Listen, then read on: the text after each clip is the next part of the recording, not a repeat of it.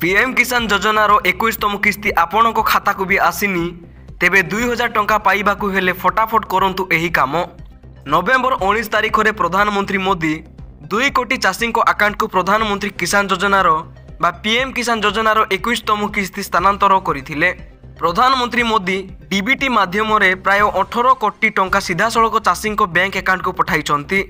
देशर अधिकांश चाषी प्रधानमंत्री किसान सम्मान निधि बा पीएम किसान योजनार 21तम किस्ती पाई सारी।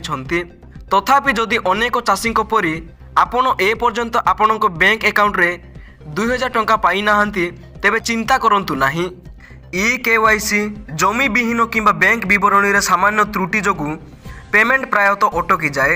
एठारे आमे आपणक टंका काहीकि अटकी रही पारे ताहार विभिन्न कारण वर्णना करिबु। ए परिस्थिति रे चाषी माने एबे कोन करिबा उचित जहा द्वारा बाकी थिबा किस्ती सेमानक अकाउंट रे यथाशीघ्र पहुँचबो। प्रधानमंत्री किसान योजनार 21तम किस्ती आसीबारे विलंब होई पारे।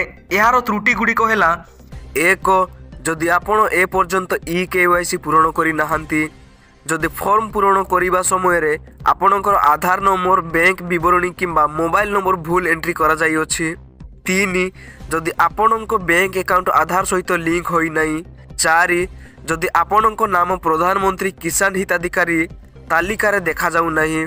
एही कारण गुड़िक जोगु पेमेंट विलंब होई पारे। खुशीर खबर हेउची एही समस्त जिनिस गुड़िकु सहजरे समाधान करा जाई परिबो। आपणकर 21तम किस्तीर स्थिति किपरि जांच करिवे एवं टंका आसीची कि नाही किपरि जानिबे। आपणकर किस्तीर स्थिति जांच करिबा पई एही सरल पदक्षेप गुड़िकु अनुसरण करंतु। 1 प्रथमे सरकारी पीएम किसान वेबसाइट बा pmkisan.gov.in परिदर्शन करंतु।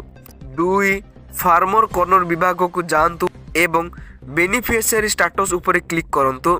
आपणकर आधार नंबर मोबाइल नंबर किंबा पंजीकरण नंबर एंट्री करी स्थिति जांच करंतु।